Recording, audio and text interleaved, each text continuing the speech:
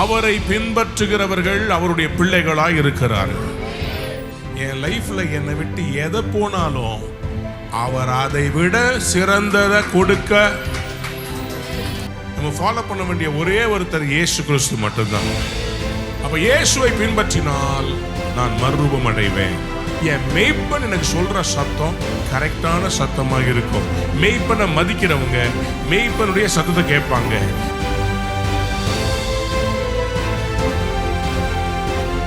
இந்த நாளிலும் கூட நம்முடைய அடையாளத்தை குறித்து நாம் அறிந்து கொண்டு வருகிறோம். If you want your faith to be renewed, your faith to be built, you need to know who you are in Christ and who Christ is. அவர் யார் என்று அறிய வேண்டும், அவருக்குள் நீங்கள் யார் என்பதை அறிய வேண்டும். சொல்லுங்க ஆமென். சம்டைம்ஸ் சில வார்த்தைகளை கர்த்தர் அப்படியே நமக்கு கொடுப்பார். நம்முடைய வாழ்க்கை மாறலன்னா இந்த உபவாசம் இருக்கிறது வீணுங்க. இந்த உபவாசம் அவரை மாத்துறதுக்கு இல்லை, என்ன மாத்துறதுக்கு.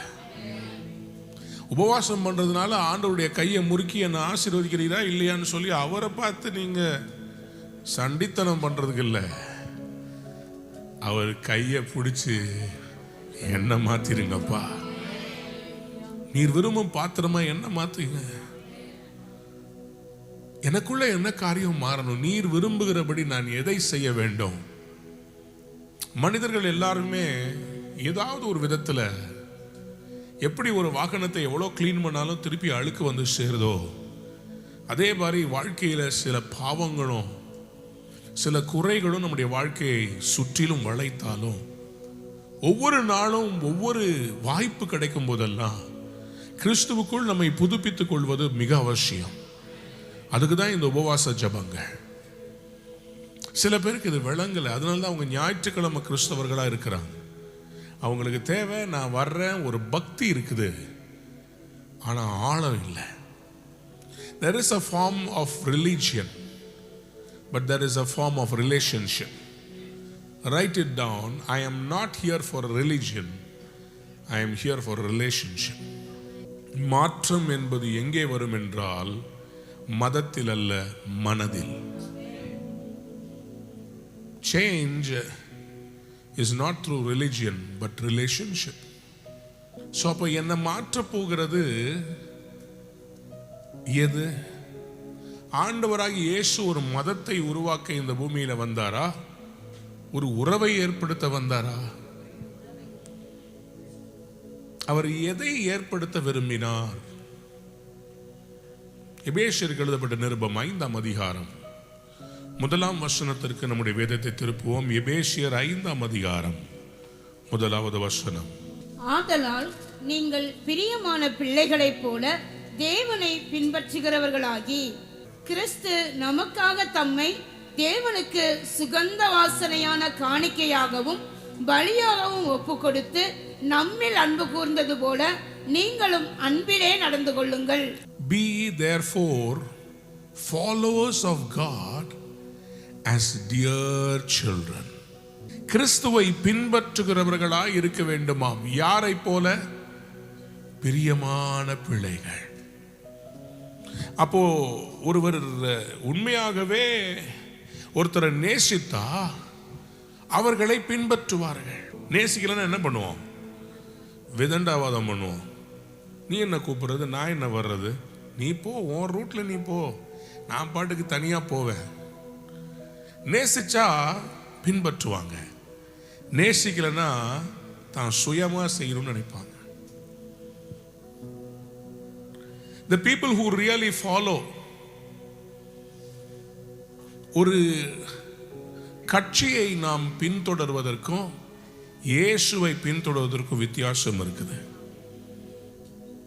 You are a constituent in an assembly seat. You will look at the contestant. இவர் நல்ல வேலை செஞ்சாரா, இவருக்கு ஓட்டு போடலாம், இல்லையா இவரை தூக்கிடலாம். இது கண்டஸ்டன்ட்.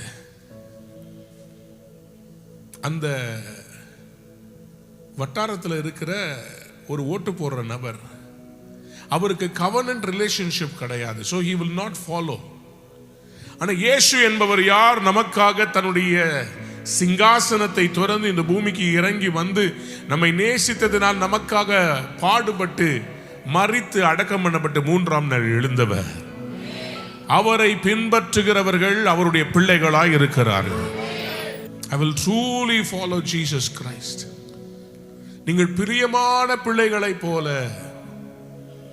உண்மையா நம்ம மேல பிரிய வைக்கிற பிள்ளைகள் அப்பாவை பின்தொடர்ந்து அந்த பிள்ளைகள் நடக்கும். உண்மையா தகப்பன் மேல அன்பு வச்சிருக்கிற பிள்ளைங்க தான் தகப்பன் தாயுடைய தியாகத்தை அறிந்து அந்த பெற்றோரை பின்பற்றுகிற பிள்ளைகள் இருக்கிறார்கள். They are called children. யார் தங்கள் பெற்றோர்களை அவமதிக்கிறார்களோ, யார் தங்களுடைய பெற்றோர்களை பின்பற்றாமல் அவர்களுக்கு விரோதமாய் செய்கிறார்களோ, அவர்களை குறித்து வேதம் சொல்கிறது அவர்கள் பேலியாளின் பிள்ளைகள். They are all children of the devil. They don't follow. They are there only for the materialistic blessing. அவங்க மூலமா கிடைக்கிற ஆதாயத்தை அவங்க பெற்றுக்கொள்ளுவாங்க. ஆனா அவங்களுக்குன்னு பலன் வரும்போது தங்களுடைய பெற்றோரை பலவீனமாய் பார்ப்பார்கள். தான் ஏறி வந்த ஏணியை எட்டி உதைச்சு நீ ஒன்றுக்கும் உதவாதவன் என்று சொல்லுவார்கள். இன்னைக்கு அநேகம் பிள்ளைகளுக்கு மிகப்பெரிய பிரச்சனை தெரியுமா? There is a spirit of entitlement. என்ன தெரியுமா? நான் பிள்ளையா பிறந்துட்டேன், எனக்கு நீ செய்ய வேண்டியது உன் கடமை, எனக்கு நீ வீடு வாங்கி வைக்கணும், எனக்கு நகை சேர்த்து வைக்கணும், இதெல்லாம் உன் கடமை, நீ செஞ்சிடணும், இதெல்லாம் நீ செய்யணும், எனக்கு பிளாட்ஃபார்ம் போட்டு தரணும். நான் எதுவும் செய்ய மாட்டேன், நீ எல்லாத்தையும் நீ தான் செய்யணும். There's a spirit of entitlement. There is no relationship. இது ஏதோ கொடுக்கல் வாங்கல் மாதிரி இருக்குது. நான் காசு கொடுக்குறேன், எனக்கு அந்த பொருளை நீங்க தாங்கன்னு ஒரு கடையில பேசுற மாதிரி. It becomes transactional. Today relationships are transactional. நீ எனக்கு என்ன கொடுப்ப, நான் உனக்கு தரேன். கணவன் மனைவியுடைய உறவுகள் அப்படி ஆகிவிட்டது. தெய்வத்தை பின்தொடர்வதே அப்படி ஆகிவிட்டது. நான் வந்தா எனக்கு கடவுள் கொடுக்கணும், கடவுள் எனக்கு கொடுத்தாருன்னா நான் பின்பற்றுவேன். திருமணம் பண்ணும்போது கையை பிடிச்சு சொல்றாங்க, வாழ்விலும் தாழ்விலும் சுகத்திலும் துக்கத்திலும் மரணம் நம்மை பிரிக்கும் வரை பிறர் முகம் பாராமல் ஒருவருக்கே மனைவியா இருந்து எங்க, ஒருவனுக்கே கணவனாய் இருந்து எங்க, ஆபீஸ்ல 10 வச்சிருக்கிறான்.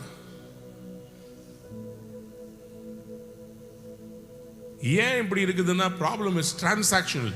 இந்த உறவுல எனக்கு என்ன கிடைக்கும்? ஆனா உண்மையா யார் தெரியுமா? இயேசுவை நேசிக்கிறவங்க, அவரை கண்மூடித்தனமாய் பின்பற்றுகிறவர்கள். என் கேள்வி என்னன்னா, எத்தனை பேருக்கு கீழ்ப்படிதல் இருக்குது? கூப்பிட்டா வர்றது கிடையாது. அப்ப என்ன பின்பற்றுகிறவர்களா இருப்போம்? நம்ம யாரை பின்பற்றுகிறோம்? எதை பின்பற்றுகிறோம்? நான் கிறிஸ்துவை பின்பற்றேன்னு சொன்னா, அவன் உண்மையா மெய்ப்பனாகி இயேசுவை பின்பற்றுகிறவன் இருந்தா அவர் கூப்பிட்ட இடத்துக்கு போ. என் சித்தமோ ஒன்றும் வேண்டாம், தற்பரனே நீ நடத்தும் அப்படின்னு பாடிட்டு என் சித்தம் தான் டெய்லி செய்வேன். கேள்வி என்னை கேட்காதீங்க. ஏன்னா நிறைய பேர் ஜெபம் பண்ண வந்துட்டு என்ன தெரியுமா பண்ணுவாங்க? அவங்க சித்தத்தை கொண்டு வந்து என்கிட்ட சொல்லி இது மாதிரி எனக்கு நடக்கணும், என்னை ஆசீர்வதிங்கன்னு சொல்லுவாங்க. எனக்கு அங்கதான் ரொம்ப கஷ்டமா இருக்கு. ஏன்னா தேவ சித்தத்தை அறிவது என்பது அது ரொம்ப விசேஷமான காரியம். தேவ சித்தம் என்பது என்னவென்றால் தேவனை முழுமையாய் விசுவாசிப்பது. If you are a follower of Christ, சொல்லுங்க, நான் இயேசுவை பின்பற்ற வேண்டுமானால் 100% அவரை பின்பற்ற வேண்டும். எத்தனை பேர் ஆமென் சொல்ல விரும்புறீங்க? ஹல்லேலூயா. ஆண்டவராகிய இயேசு கிறிஸ்து அதைதான் நமக்கு சொல்லிக் கொடுத்தார். லூக்கா எழுதின சுவிசேஷம் 9ஆம் அதிகாரம் 23, 24 வசனத்தை வாசிப்போம். எல்லாரையும் நோக்கி, ஒருவன் என் பின்னே வர விரும்பினால் அவன் தன்னைத்தான் வெறுத்து தன் சிலுவையை அனுதினமும் எடுத்துக்கொண்டு என்னை பின்பற்ற கடவன். தன் ஜீவனை ரட்சிக்க விரும்புகிறவன் அதை இழந்து போவான். என் நிமித்தமாக தன் ஜீவனை இழந்து போகிறவன் அதை ரட்சித்துக் கொள்ளுவான். தன் சிலுவையை அனுதினம் எடுத்துக்கொண்டு. இன்னைக்கு சில பேருக்கு ஒரு நாள் சிலுவை சுமந்துட்டா பெருசா என்னமோ ஆண்டவருக்காக சாதிச்ச மாதிரி. அனுதினமும் சிலுவையை சுமக்க நிறைய பேருக்கு இன்னைக்கு விருப்பம் இல்லை. அவரை பின்பற்றவர்களா இருக்கணும்னா, when I want to follow Jesus, write it down, I cannot follow Jesus without the cross. இன்னைக்கு நிறைய பேருக்கு ஒரு ஃபார்ம் ஆஃப் கிறிஸ்டியானிட்டி தேவை. என்ன தெரியுமா? பாரமே இல்லாத பின்பற்றுதல். எனக்கு எந்த பாரமும் இருக்கக்கூடாதுங்க. ஆனா ஊழியத்துல மைக்க மட்டும் கொடுத்துடணும். மேல நின்று பிரசங்கம் பண்ணும். அவங்க ஜெபம் பண்ணும் போது பாத்தீங்கன்னா, அப்பா அப்படிதான் ப்ராஃபஸி, கர்த்தாவே, தகப்பனே, எல்லாம் நல்லா தான் பேசுறாங்க. ஆனா பின்பற்றுறதுக்கு மனசு இல்லை. எல்லாத்திலையும் பின்பற்றுறதுக்கு மனசு இல்லை.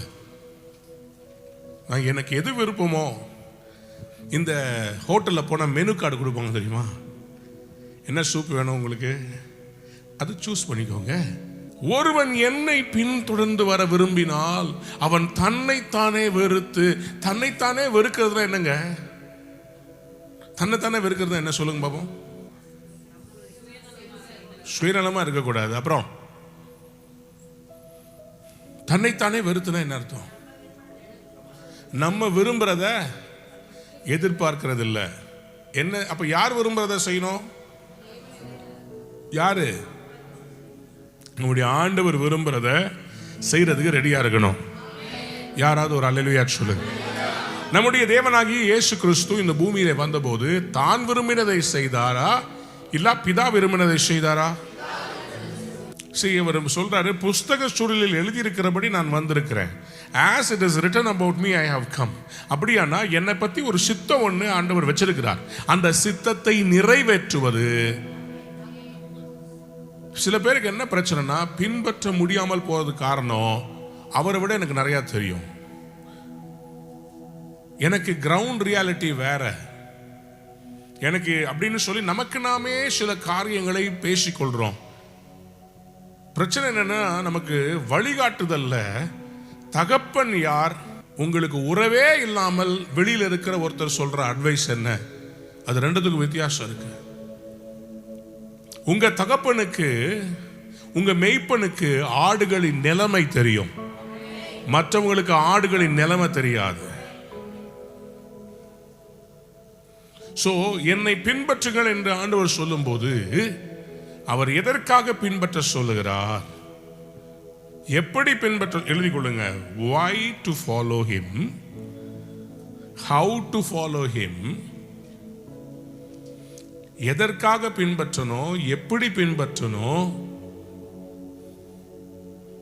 and what to do when I follow him, நான் அவரை பின்தொடரும் போது நான் என்ன செய்ய வேண்டும். இந்த கேள்விகளை நாம் கேட்போமானால் நம்முடைய வாழ்க்கை, கிறிஸ்தவ வாழ்க்கை இன்னும் பயனுள்ளதாக இருக்கும், மேன்மை உள்ளதாக இருக்கும். Without knowing the reason why you follow, if you follow, you are a crowd, you are not a church. கூட்டம் ஒருத்தரை பின்தொடர்றதுக்கும், ஒரு புகழ்பெற்ற நடிகரை பார்ப்பதற்காக எல்லாரும் ஒரு இடத்துல கூடி வரலாம், ஆனா எல்லாரும் அவரை பின்பற்றுவாங்களான்னா தெரியாது. கூட்டமா இருக்கிறதுனால அவங்க பின்பற்றுவாங்களான்னு தெரியாதுங்க. crowd is not a follower. உண்மையா பின்பற்றவங்க யார் தெரியுமா? கவனன்ட்ல இருக்கவங்க தான் பின்பற்றுவாங்க. we are not a crowd, we are covenant holders. உடன்படிக்கை செய்தவங்க தான் உண்மையா கடைசி வரைக்கும் ஃபாலோ பண்ணுவாங்க. crowd will follow you only when you are winning. ஜெயிக்கிற குதிரை மேல எல்லாரும் பந்தயம் கட்டுவாங்க. ஜெயிக்கிற குதிரை ஆஹா ஓஹோன்னு பெருசா ஏதாவது பண்ணுங்களேன், எல்லாரும் வருவாங்க. சின்னதா போங்களேன், யாரும் உங்களை பின்தொடர்ந்து வரவே மாட்டாங்க. பெருசா ஒரு ஈவென்ட் பண்ணுங்க, எல்லாரும் உங்களை ஃபாலோ பண்ணுவாங்க. நீங்க ஒன்றும் செய்யாம இருங்க, யாருமே உங்களை ஃபாலோ பண்ண மாட்டாங்க. ஏன்னா இன்னைக்கு ஃபாலோன்றது எப்படி மாறிடுச்சுன்னா, சோஷியல் மீடியாவில் ஒருத்தவங்க போடுற வீடியோவை ஃபாலோ பண்ணுறதா ஆயிடுச்சு. எழுதிக்கோங்க. டுடே ஃபாலோ, பின்பற்றுங்கள் என்பது the word has been diluted to following a person without commitment.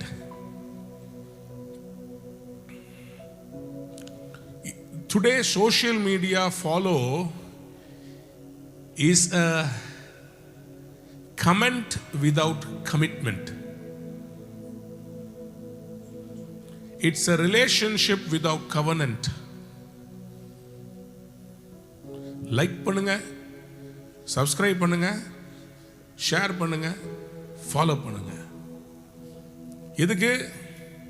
நீங்க என்ன ஃபாலோ பண்ணீங்கன்னா தான் எனக்கு காசு, நீங்க வீடியோவை பார்த்தீங்கன்னா தான் எனக்கு பணம்.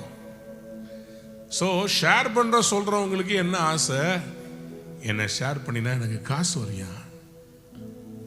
இதில் இன்னும் ஒரு படி அடுத்தது போய் என் இன்னர் சர்க்கிள் சப்ஸ்கிரிப்ஷன் மோடில் காசு கொடுத்து, இன்னைக்கு உலகத்தில் சோஷியல் மீடியாவில் யார் அதிகமாக ஃபாலோ பண்ணுறாங்கன்னு தெரியுமா மக்களே?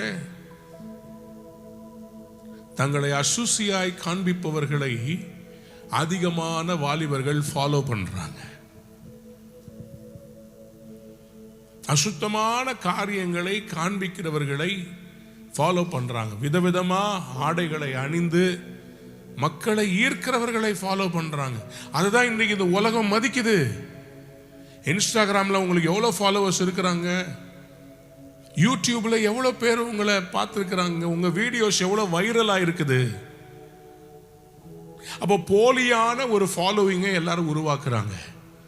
சோஷியல் மீடியா மார்க்கெட்டிங்னு இன்னைக்கு இருக்குது. அதனால் என்ன தெரியுமா?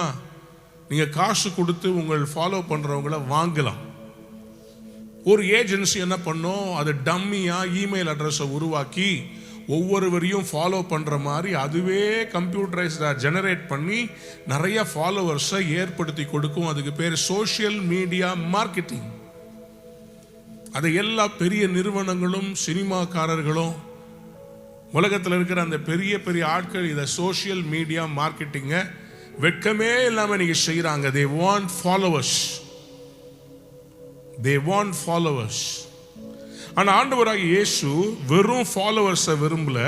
அவர் சொன்னார், ஒருவன் என்னை பின்பற்ற விரும்பினார் அப்படின்னா எனக்கு கண்டிஷன் கொடுக்குறார். உங்கள் லைஃப்பில் ஏன் ஃபாலோ பண்ணணும்னு ஃபர்ஸ்ட் புரிஞ்சுக்கணும். அவர் எதுக்காக உங்களை ஃபாலோ பண்ண சொல்றாருன்னா, உங்கள் வாழ்க்கையில் ஏதோ சோப்பு சீப்பு உங்களுக்கு சாப்பாடு இது மாதிரி எல்லா எஸ்ஸும் உங்களுக்கு தேவைன்றதுக்காக இல்லை. உங்கள் லைஃப்பில் இதெல்லாம் தாண்டி ஸ்பிரிச்சுவலாக ஒரு வாழ்க்கை இருக்குது, பரலோகம்னு ஒரு நித்தியம் இருக்குது. இதுக்கு உங்களை கொண்டு போகிறதுக்கு அவர் சொல்கிறாரு, நீ இங்கேயே இருந்து இதையெல்லாம் தேடிட்டு இருக்காத, என்னை பின்பற்றுவது எதற்கு? நன்மை செய்தால் அவரை ஃபாலோ பண்ணுறது.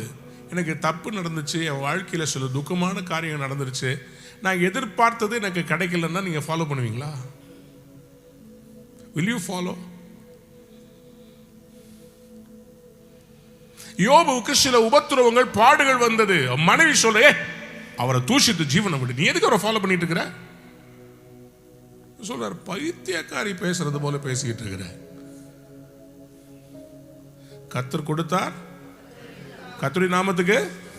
ஏன்னா யோபுக்கு ஒன்று தெரியும், என் லைஃப்ல என்னை விட்டு எதை போனாலும் அவர் அதை விட சிறந்ததை கொடுக்க. நம்ம தெய்வம் நல்ல தெய்வங்க. நம்மை பொல்லாங்கினால் சோதிக்கிறவர் அல்ல, நம்மளை நேசிக்கிறவர் அவர். சில நேரத்தில் நம்முடைய பாடுகளை மற்றவங்களுக்கு சொல்லி புரிய வைக்கணும்னு ட்ரை பண்ணவே முடியாதுங்க. நமக்குள்ள இருக்கிற குமுறல்களை வெளியே சொல்ல முடியாது, கர்த்தர்ட்ட மட்டும்தான் சொல்ல முடியும். ஆனா அந்த நேரத்தில் ஒன்னே ஒன்று ஞாபகம் வச்சுக்கணும், நான் கர்த்தரை பின்பற்றுகிறவராக இருக்கிறேன்.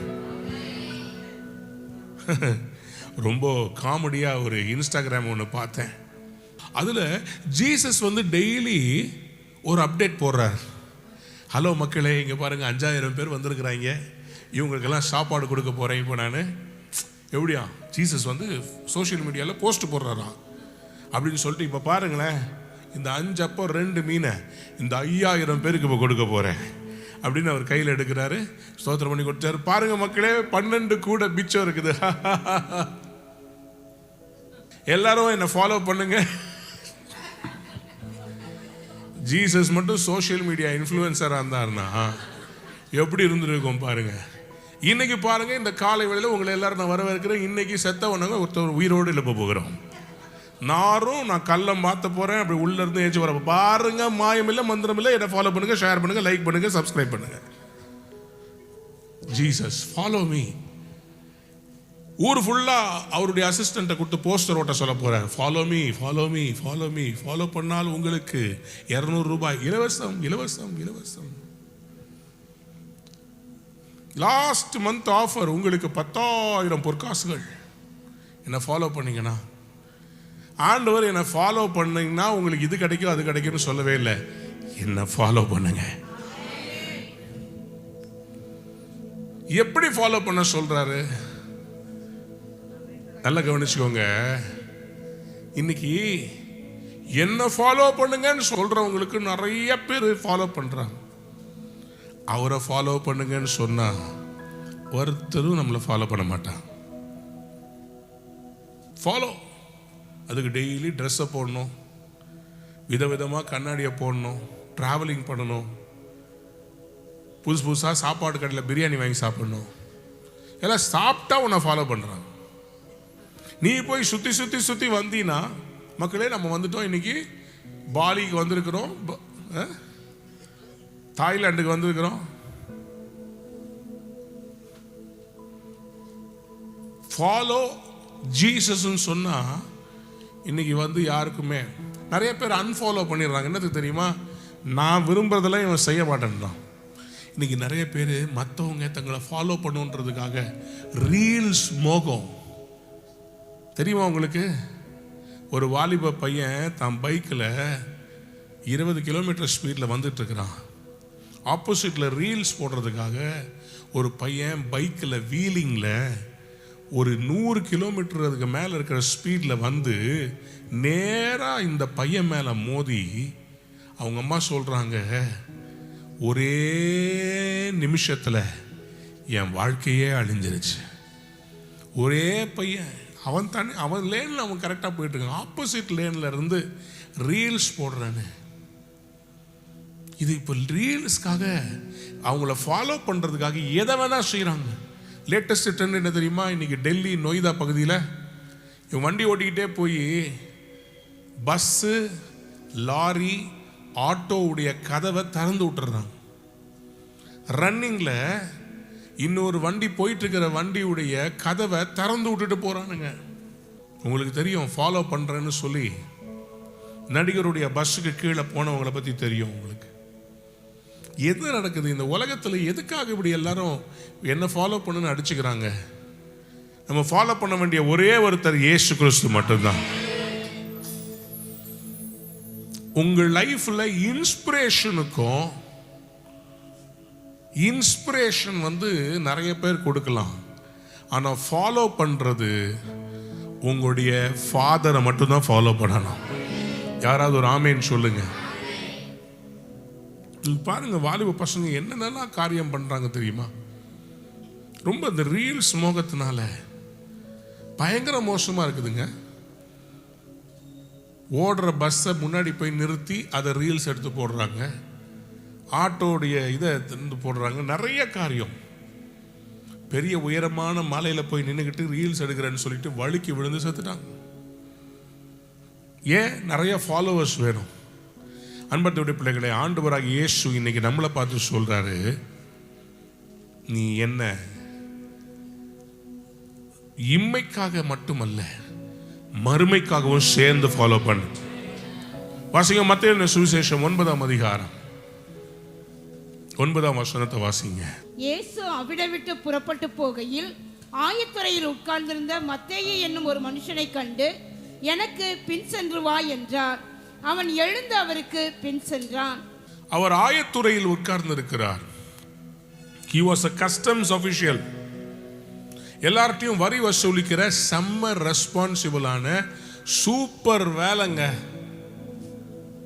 நல்ல வேலையில செட்டில்டா இருக்கிறாரு. இப்போ அவரை பார்த்து ஆண்டவர் சொல்றாரு, நீ என்னை,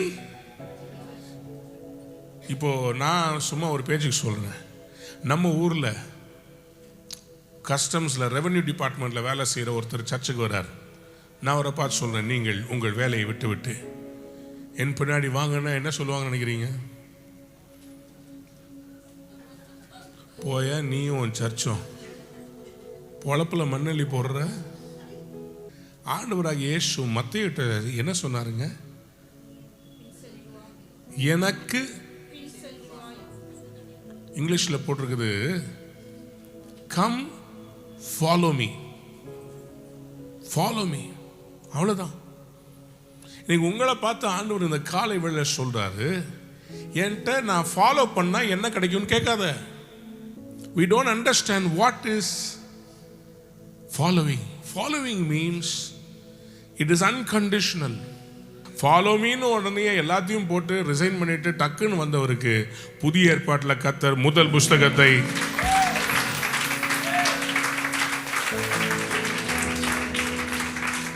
ஆண்டவராகிய இயேசு கிறிஸ்துவின் வாழ்க்கை சரிதையை கிட்டத்தட்ட 25 பேர் எழுதியிருக்கிறாங்க. More than 25 biographies of Jesus written. But மத்தேயு எழுதினதை மட்டும் கர்த்தர் கண்ணோக்கி பார்த்தார். அதை புதிய ஏற்பாட்டில் புதிய உடன்படிக்கையின் புஸ்தகத்தில் முதல் புஸ்தகமா கர்த்தர் வச்சார். ஏன்னா கீழ்ப்படிதல். இன்னைக்கு செவி தின உள்ளவர்களா நிறைய பேர் மாறிடுறாங்க. ஃபாலோனா என்ன, அதனுடைய அர்த்தம் புரிகிறது இல்லை. புது மனுஷியா தேவனை ஃபாலோ பண்றதுன்றது எப்படிப்பட்டது, அது எங்க கொண்டு போய் சேர்க்கும், அது எங்க நம்மளை வழி நடத்தும்? ரோமர் 12ஆம் அதிகாரம் 1-2 வசனத்தை வாசித்து பாருங்கள்.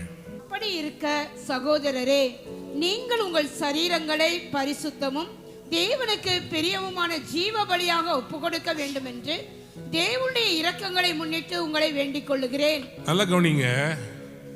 நீங்கள் அவரை பின்பற்றினால் உங்களுடைய சரீரங்களை ஜீவ பலியாக ஒப்பு கொடுக்க வேண்டும். எதற்கு? உங்களை கர்த்தர் மறுரூபமாக்குவதற்கு. ஆகவே இந்த உலகத்துக்கு ஒத்த வேஷம் தெரியாமல் தேவனுடைய நன்மையும் பிரியமும் பரிபூர்ணமான சித்தம் என்னதென்று பகுத்தறியத்தக்கதாக உங்கள் மனம் புதிதாகிறதுனாலே அப்ப இயேசுவை பின்பற்றினால் நான் மறுரூபம் அடைவேன். எழுதிக் கொள்ளுங்க. I will be transformed when I follow Jesus. இந்த உலகத்தில் இருக்கிற சோசியல் மீடியா ஆட்களை நீங்க ஃபாலோ பண்ணீங்கன்னா எங்கேயும் போக மாட்டீங்க. சோசியல் மீடியாவில் ஃபாலோ பண்ணீங்கன்னா. ஆனா இயேசுவை பின்பற்றினால் நீங்க பரலோகம் செல்வீர்கள், நித்தியத்தில் அவரோடு வாழ்வீர்கள், இந்த பூமியில் அவர் சித்தத்தை செய்வீர்கள். I follow not for entertainment but for transformation. Write it down. I follow Jesus not for entertainment. நான் இயேசுவை ஏதோ என்னுடைய பொழுதுபோக்குக்காக ஃபாலோ பண்ணல. எழுதிக் கொள்ளுங்களேன். பொழுதுபோக்குக்காக அல்ல, மறுரூபத்திற்காக நான் இயேசுவை பின்பற்ற விரும்புகிறேன். Why I am following Jesus? Not for entertainment, for transformation. அதனால்தான் ஒருவன் கிறிஸ்துவுக்குள் இருந்தால் அவன் புது சிருஷ்டியா இருக்கிறான். பழையவைகள் எல்லாம் ஒழிந்து போயின, எல்லாம் 2 கொரிந்தியர் 5:17 உங்களுக்கு தெரியும். நோட் பண்ணிக்கொள்ளுங்க. 1 யோவான் 2ஆம் அதிகாரம் 6ஆம் வசனம் இப்படியாக சொல்கிறது. 1 யோவான் 2ஆம் அதிகாரம் 6ஆம் வசனம். அவருக்குள் நிலைத்திருக்கிறேன் என்று சொல்லுகிறவன் அவர் நடந்தபடியே தானும் நடக்க வேண்டும். சோ நம்ம அவரை பின்பற்றும் போது நம்ம எப்படி பின்பற்ற வேண்டுமா? அவர் நடந்தபடியே தானும் நடக்கணும். அவர் எப்படி பிதாவை உணர்ந்தாரோ, அவர் பிதாவை எப்படி பின்பற்றினாரோ, அவர் சொல்றார், நீங்க என்ன பின்பற்றுங்க, நான் பிதாவை பின்பற்றது மாதிரி நீங்களே என்ன பின்பற்றுங்க. நம்ம சேர்ந்து அவர்கிட்ட போய் அவருடைய வலது பாரசத்துல உட்காரலாம். ஆமென் சொல்லுங்க பாபா. அவருக்குள் நிலைத்திருக்கிறேன் என்று சொல்லுவன் அவர் நடந்தபடியே தானும் நடக்க வேண்டும். He also has to walk. சொல்லுங்க ஆமென். அப்படி நடக்கிறவன் எதில் நடக்க மாட்டான் தெரியுமா? இருளில் நடக்க மாட்டான். யோவான் 8ஆம் அதிகாரம் 12ஆம் வசனம் இப்படியாக சொல்கிறது. மறுபடியும் இயேசு ஜனங்களை நோக்கி, நான் உலகத்திற்கு ஒளியாய் இருக்கிறேன். என்னை பின்பற்றுகிறவன் இருளிலே நடவாமல் ஜீவ ஒளியை அடைந்திருப்பான் என்றார். I am the light of the world. He that followeth me shall not walk in darkness but have the light of life. அப்போ இயேசுவை பின்பற்றுகிறவன் இருளில் நடக்க மாட்டான், அவன் ஜீவ ஒளியை நோக்கி நடப்பான்னு போட்டிருக்குதா, அடைவான்னு போட்டிருக்கா? எல்லாரும் சொல்லுங்க, அடைவான். ஜீவ ஒளியை அடைந்திருப்பான். நீ உலகம் ஃபாலோ பண்ண சொல்றது, அவங்களுடைய மாம்ச இச்சைகளை ஃபாலோ பண்ண சொல்லுது. இயேசு நம்மை பரிசுத்தத்துக்கு ஃபாலோ பண்ண சொல்றார். புரிஞ்சவங்க யாராவது அல்லேலூயா சொல்றீங்க? ஜீவ ஒளி, இயேசு நானே மெய்யான ஒளின்னு சொன்னார். நீங்க உலகத்துக்கு வெளிச்சமா இருக்கிறீங்கன்னு சொன்னார். ஸோ நம்ம ஆண்டவரை ஃபாலோ பண்ணும்போது வெளிச்சத்துக்கு நேராக நடக்கிறோம், இருளுக்கு நேராக இல்லை, நரகாக்கினிக்கு நேராக. We are walking to eternal light. மறுரூபம் அடைவதற்கு ஃபாலோ பண்ணணும். இரண்டாவது, ஜீவ ஒளியை அடைவதற்கு ஃபாலோ பண்ணும். யாராவது ஒரு ஆமேன்னு சொல்ல மாட்டேன். நாம் ஆண்டவருடைய ரட்சிப்பை பெற வேண்டும் என்றால் அவரை நிச்சயமாய் பின்தொடர வேண்டும். அப்போஸ்தலர் 4ஆம் அதிகாரம் 12ஆம் வசனம் இப்படியாக சொல்லுது. அப்போஸ்தலர் 4:12. அவராலே அன்றி வேறொருவராலும் ரட்சிப்பு இல்லை. நாம் ரட்சிக்கப்படும்படிக்கு வானத்தின் கீழெங்கும் மனுஷர்களுக்குள்ளே அவருடைய நாமமே அல்லாமல் வேறொரு நாமம் கட்டளையிடப்படவும் இல்லை என்றான். ரட்சிப்புன்னு வேற யார் மூலமாவும் கிடையாது. அப்போ நான் ஃபாலோ பண்றதுக்கு, நான் ரட்சிப்புக்காக நான் ஃபாலோ பண்றேன். யாருக்கெல்லாம் ரட்சிப்புக்குள்ள நடக்கணும்? ஸோ ரட்சிக்கப்படும்படி நான் அவரை ஃபாலோ பண்றேன். நான்காவதாக, நான் எதற்காக அவரை ஃபாலோ பண்றேன்னா, நான் அவருடைய ஆடு, அவர் என் மெய்ப்பன். நான் மெய்ப்பனுடைய சத்தத்தை அறிகிற ஆடா இருந்தா நான் அவரை ஃபாலோ பண்ணுவேன். ஆடுகள் அவரை ஃபாலோ பண்ணும், நரிகள் அவரை ஃபாலோ பண்ணாது. ஆடு தன் மேய்ப்பனுடைய சத்தத்தை அறியுமா? யோவான் சுவிசேஷம் 10ஆம் அதிகாரம் 4ஆம் 5ஆம் வசனத்தை வாசித்து பாருங்கள். அவன் தன்னுடைய ஆடுகளை வெளியே விட்ட பின்பு சரி, அவைகளுக்கு முன்பாக நடந்து போகிறான். ஆடுகள் அவன் சத்தத்தை அறிந்திருக்கிறபடியால் அவனுக்கு பின் செல்லுகிறது. கவனிங்க, எங்கேயாவது ஆடு தலையை நிமிர்ந்து பார்க்கறத பார்த்துருக்கிறீங்களா? ஆடு இப்படி பார்த்து நடக்குமா, இப்படி பார்த்து நடக்குமா? எல்லாரும் இப்படி குனிஞ்சு காமிங்க. ஆடு எப்படி நடக்கும்? ஆடு இப்படி நடக்காது. ஆடு என்னைக்குமே, எனக்கு எதுக்காக சில ஆண்டவர் சில உருவகங்களை காண்பிக்கிறார், அதனுடைய குணாதிசயத்தினால. ஆடு தலை நிமிர்ந்து மெய்ப்பனுடைய கண்ணை பார்க்காது, மெய்ப்பனுடைய காலை பார்க்கும். யாராவது ஒரு ஆமேன்னு சொல்றீங்க? ஆட்டுக்கு காலை பார்க்கும், சத்தத்தை கேட்கும். அந்த ஆட்டுக்கு டைரக்ஷன் எங்கன்னா, ஃபாலோ மீன்ற டைரக்ஷன் தெரியுமா? என் மெய்ப்பன் எனக்கு சொல்ற சத்தம் கரெக்டான சத்தமாக இருக்கும். மெய்ப்பனை மதிக்கிறவங்க மெய்ப்பனுடைய சத்தத்தை கேட்பாங்க. மெய்ப்பனை மதிக்காத ஆடுகள் அது சத்தத்தை கேட்காது. அது டிரான்சாக்ஷனலாக தான் சர்ச்சுக்கு வரும். எனக்கு ஒரு வியாதி, திடீர்னு யாராவது ஹாஸ்பிட்டலில் இருக்கிறாங்க, நீங்கள் ஃபோன் பண்ணுங்க. ஐயோ அம்மா. ஆனால் மற்ற நேரத்தில் அந்த ஆட்டுக்கும் அந்த மெய்ப்பனுக்கும் சம்பந்தமே இருக்காது. அது தனக்கு எங்கே போகணுமோ அங்கே போய்க்கும். ஆனால் ஏதாவது ஒன்றுனா ஐயோ அம்மா லொம்மா. ஆடுகள் தன் மெய்ப்பனுடைய சத்தத்தை அறியும். மந்தைக்குள்ள இருக்கும், எதுக்கு பின்பற்றோங்க? நம்மளோட புகழணுன்றதுக்காக பின்பற்றோமா? நான் டெய்லி ஊழியத்துக்காக ஓடிக்கிட்டே இருக்கிறேன், எனக்கு யாராவது புகழ் மாலை சூட்டணும். ஏன்னா எதிர்பார்த்து ஃபாலோ பண்ண சொல்லுதுங்க, அவர் சித்தத்தை நிறைவேற்ற வேண்டும். யாரெல்லாம் ஆமேன்னு சொல்ல விரும்புறீங்க? Are you the odd person? Find the odd one outன்னு சொல்லி காமிப்பாங்க தெரியுமா? 4 படம் இருக்கும் ஒரே மாதிரி, அதில் ஏதோ ஒன்று கோளாறு இருக்கும். அந்த கோளாறை கண்டுபிடி. பக்கத்தில் பார்த்துக்க, நீங்க கோளாறா நல்லாடா. இந்த பாவத்தில் வாழ்ற அந்த ஆட்டுக்கு மேய்ப்பனுடைய சத்தம் பிடிக்காது. அது எப்போதும் வெளியே பார்த்துட்டு இருக்கிறோம், எவளை பார்க்கலாம், எங்க போலாம், இது எப்போதுமே வெளியே பார்த்துட்டு இருக்கிறோம். ஆனா உண்மையா பின்பற்றுகிற ஆடு அது கீழே எஜமானுடைய காலை பார்க்கும். அது எப்போதும் மேய்ப்பனுடைய காலை பார்க்கும். எத்தனை பேர் ஆமேன்னு சொல்ல விரும்புறீங்க? விக்கிரகத்தை ஃபாலோ பண்றதுக்கும் இயேசுவை ஃபாலோ பண்றதுக்கும் என்ன டிஃபரன்ஸ்? விக்கிரகம் உங்ககிட்ட இதெல்லாம் எனக்கு தா, என்னை ஃபாலோ பண்ணா தான்னு கேட்கும். அவரு என்னையே தருகிறே, நான் உனக்காக என்ன தர்றேன், என்ன ஃபாலோ பண்ணு, நான் என்னையே உனக்கு கொடுத்துட்றேன். அவர் வேணுமா, உலகம் வேணுமா? இயேசுவை, சபையை உங்க லைஃப்ல உலகத்தை விட சின்னதா பார்த்தீங்கன்னா, உங்களை மாதிரி ஒரு பயங்கர இன்டெலிஜென்ட் இல்லாத ஆளு யாருமே இல்லை. அதாவது முட்டாள்னு சொல்லாம நான் எவ்வளவு அழகா சொன்ன பாருங்க. சபையை ரொம்ப கீழ்த்தனமா பார்க்குற சபை இவ்வளவுதான், இதுக்கு மேல வளராது, இப்படிதான், இவங்க இப்படியே தான் இருப்பாங்க. சபை பிச்சைக்கார இடம் இல்ல, சபை தேவனுடைய ராஜ்யம்.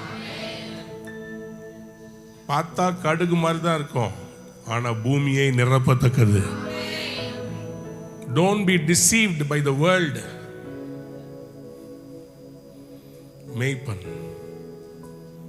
சோ 4வது சொன்னேன், மேய்ப்பனை சத்தத்தை கேட்கிறது அவரை பின்தொடர்ந்து வரும்.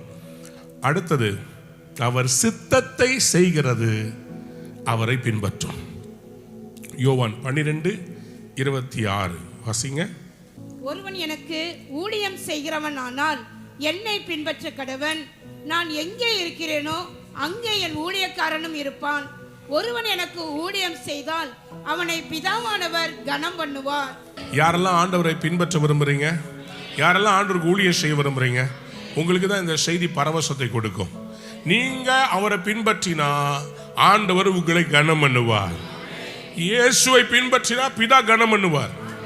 பிதா உங்களை கனம் பண்றதுக்கு மெயின் காரணமே நீங்க இயேசுக்கு கீழ்ப்படுறீங்க.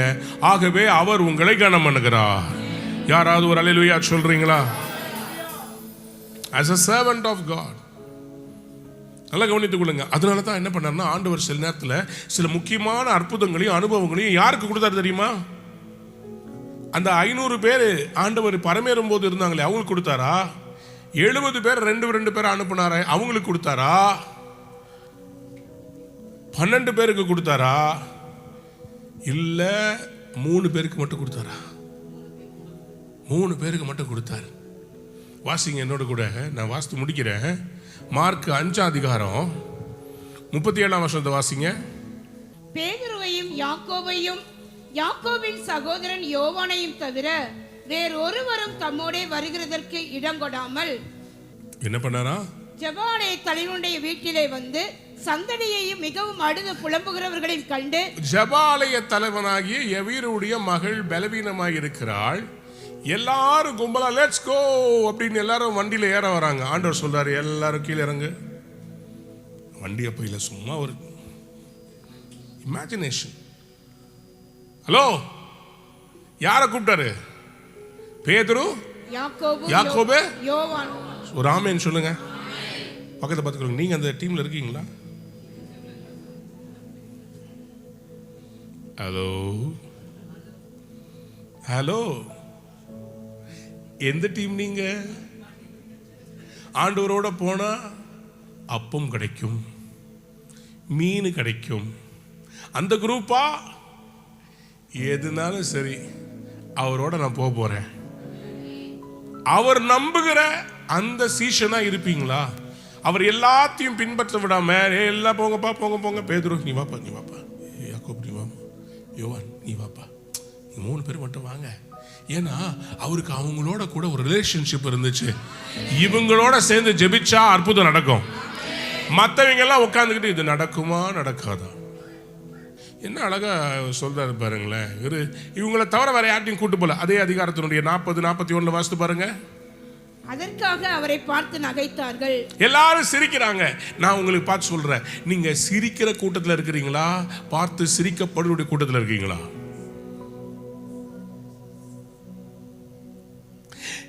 இயேசு உள்ள வந்து சொல்றாரு, அவள் மறிக்கவில்லை, அவள் தூங்கி கொண்டிருக்கிறாள்னு சொல்றார். கேட்ட உடனே எல்லாருக்கும்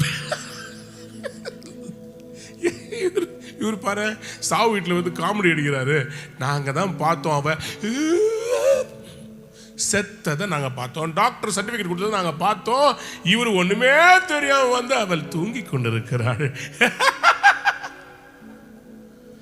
சிரிக்கிறாங்க. இப்போ கூட இருந்த பேதுருக்கும் யாக்கோபுக்கும் யோவானுக்கும் நீங்களா இருந்தீங்கன்னா என்ன பண்ணிருப்பீங்க? பாஸ்டர் மணிபதா இருந்தா என்ன சொல்லியிருப்பாரு? யோசித்து பாருங்க ஜென்டில்மேன். அந்த அந்த அந்த சாவு வீட்டில் கூட என் அசிஸ்டன்ட் பாஸ்டர் என்ன சொல்லியிருப்பார்? பாஸ்டர் எல்லாரும் சிரிக்கிறாங்க, வாங்க பாஸ்டர் பாஸ்டர் பாஸ்டர் அப்படியே போயிடலாம் பாஸ்டர், வாங்க ஏய் காரை ரெடியா வை, காரை ரெடியா வை, பாஸ்டர் ஏய் காரை ரெடியா வையே. ஆனா இந்த 3 பேரும் அப்படியே நிக்கிறாங்க. இவர் என்ன தெரியுமா சொன்னாரு? உள்ள இருந்த எல்லாரையும் வெளியே போக சொன்னார். அவங்களுக்கு ஒண்ணே சொல்றேன், இந்த நின்ன 3 பேரை தான் கர்த்தர் மறுப மலைக்கு மத்தேயு 17 அதிகாரம் 2ஆம் வசனத்துல மறுரூப மலைக்கு மேல கூட்டிட்டு போய் அவர்களுக்கு முன்பாக மறுரூபமாகி பரலோக தரிசனங்களை காண்பித்தார். Not to the 12, sir, not to the 70 that did his ministry, not to the 500 that witnessed it, not to the 5,000 who ate, but only to the 3 who followed him sincerely, who did not understand but said, I will still follow him, I believe he is the Son of God. அவர் தேவனுடைய குமாரன் என்பதை விசுவாசித்தவங்க மட்டும்தான் அவரை பின்பற்றினார்கள். ஆகவே அவர்களுக்கு முன்பாக ஒரு மறுரூபம் பண்ணார். சோ அவங்கள 3 பேரையும் மட்டும் உள்ள கூப்பிட்டு என்ன பண்ணாராம்? வாசிங்க. அவர் வெளியே போக பண்ணி பிள்ளையின் தகப்பனையும் தாயையும் தம்மோட வந்தவர்களையும் அழைத்துக் கொண்டு பிள்ளை இருந்த இடத்தில் பிரவேசித்து பிள்ளையின் கையை பிடித்து தலித்தா கூமி என்றார். அதற்கு சிறுபெண்ணே எழுந்திரு என்று உனக்கு சொல்லுகிறேன் என்று அர்த்தமாம். உடனே சிறுபெண் எழுந்து நடந்தாள். யாராவது ஒரு பெரிய அல்லேலூயா சொல்றீங்களா? இந்த ரெசரக்ஷன் பவரை விட்னஸ் பண்றதுக்கு 3 பேருக்கு மட்டும் கர்த்தர் கிருபை கொடுத்தார். யாருன்னா அவரை கடைசி வரையிலும் பின்பற்றினவர்கள். புரியலனாலும் பின்பற்றினவங்க. எழுமி நிக்கலாமா? உங்களுக்கு புரியலனா கூட பின்பற்றணும். கைகளை உயர்த்தி இயேசுவின் பின்னே போகத் துணிந்தே, இயேசுவின் பின்னே போகத் துணிந்தே, இயேசுவின் பின்னே போகத் துணிந்தேன். பின்னோக்கே நான், பின்னோக்கே நான், பின்னோக்கே நான், பின்னோக்கே நான். உலகம் என் பின்னே, சிலுவை என் முன்னே, உலகம் என் பின்னே, சிலுவை என் முன்னே, உலகம் என் பின்னே, சிலுவை என் முன்னே. பின்னோக்கே நான், பின்னோக்கே நான். சொல்லுவோம், பின்னோக்கே நான், பின்னோக்கே நான். கைகளை உயர்த்தி சரண்டர் பண்ணலாமா? இந்த காலை வேளையில் அவரை பின்பற்ற உங்களுக்கு அற்புதம் நடக்கும். இந்த காலை வேளையிலே அவரை பின்பற்றி வருகிற உங்களுக்கு நிச்சயமாய் அற்புதத்தை கர்த்தர் செய்ய போறார். நிச்சயமாகவே முடிவுண்டு உன் நம்பிக்கை வீண் போகாது. அவரை பின்பற்றுகிறவர்கள் வெட்கப்பட்டு போக மாட்டார்கள். இன்னைக்கு ஆண்டவர் சில தேவ தூதர்களை அனுப்ப போகிறார். அவர்கள் வந்து உங்களை சில சிறையிருப்புகளிலிருந்து வெளியே கொண்டு வர போறாங்க. அப்போஸ்தலர் 12ஆம் அதிகாரத்தில் 8ஆம் வசனத்திலிருந்து 10ஆம் வசனத்தை வாசிக்கும் போது ஒரு தேவ தூதன் அங்கே தோன்றி இப்படியாக அவர் சொல்லுகிறார். தூதன் அவனை நோக்கி, உன் அறையை கட்டி gird thyself, உன் பாதரட்சைகளை தொடுத்துக்கொள் bind என்றார். on thy sandals. அவன் அந்தப்படியே செய்தான். தூதன் பின்னும் அவனை நோக்கி, உன் வஸ்திரத்தை போர்த்துக்கொண்டு என் பின்னே வா என்றான். Cast thy garment above thee. நீ இப்போ உன் வஸ்திரத்தை உடுத்திக்கிட்டு என் பின்னாடி வா. எதுக்கு தெரியுமா? சிறைச்சாலைக்குள் இருப்பதற்காக அல்ல, உன்னை வெளியே விடுதலையோடு. எத்தனை பேருக்கு விசுவாசம் இருக்குது? கர்த்தரை பின்பற்றவங்க மோசம் போகவே மாட்டாங்க. தேவ தூதர்கள் உங்களை வெளியே கொண்டு வர போகிறார்கள். தேவ தூதர்கள், the angels are being released now. எல்லாம் வாயை திறந்து அந்நிய பாஷை பேசுங்க. Your miracle is right now happening. அவரை பின்பற்றவர்களுக்கு கர்த்தர் சொல்றார், ரபாதன ஷண்டரத லதியந்தரபசே ரிபாதன மஷந்தலா. ஆண்டவர் இன்னைக்கு சில பேரை அநேக மீன்களை பிடிக்க அழைக்கிறார், சில பேரை ஊழியத்துக்கு அழைக்கிறார். மத்தேயு 4ஆம் அதிகாரம் 19ஆம் வசனம் சொல்லுகிறது, இயேசு சொன்னார் பேதுருவை பார்த்து, என்னை பின்பற்றி வா, நான் உன்னை மீன்களை அல்ல மனுஷர்களை பிடிக்கிறவனாய் மாற்றப் போகிறேன். I will send you out to fish for people. நீ அநேக ஜனங்களை நீ கொண்டு வர போற. உன் பிரசங்கத்துல 3000 பேர் ரட்சிக்கப்படுவாங்க. உன் மூலமா சுவிசேஷம் பிரபல்யமாகும். ஆதி திருச்சபைக்கு நீ பிரதான அப்போஸ்தலனாய் மாறவை. ஆண்டவர் பேதுருகிட்ட இதெல்லாம் சொல்லல, என் பின்பற்றி வான்னு சொன்னாரு. வலைய போட்டுட்டு வந்தான். நீங்க வலைய போட ரெடியா இருக்கிறியா? வலைய கையில வச்சுக்கிட்டு ஆண்டவர்கிட்ட நெகோசியேட் பண்ணாத, வலைய போட்டுட்டு அவரை பின்பற்றி வா.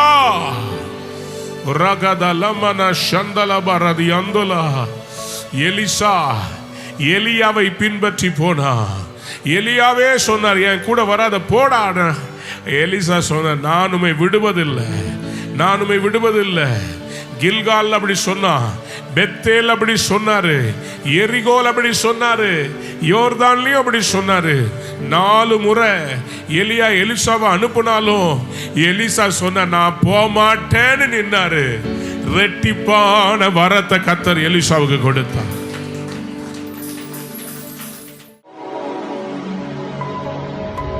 அன்பான நேயர்களே, இந்நிகழ்ச்சியில் கொடுக்கப்பட்ட வாக்குத்தத்தங்களும் தீர்க்க தரிசன வார்த்தைகளும் உங்களுக்கு ஆசீர்வாதமாய் இருந்திருக்கும் என்று நாங்கள் நம்புகிறோம். நீங்கள் பெற்ற ஆசீர்வாதங்களையும் ஜெப விண்ணப்பங்களையும் மற்றும் உங்கள் காணிக்கைகளையும் அனுப்ப வேண்டிய எங்கள் முகவரி: ரூவா ஊழியங்கள், எண் 82, ஜவஹர்லால் நேரு சாலை, சிம்ஸ் மருத்துவமனை எதிரில், வடபழனி, சென்னை 26. உங்கள் காணிக்கைகளை ஆன்லைன் மூலமாக எளிதாக செலுத்தலாம்.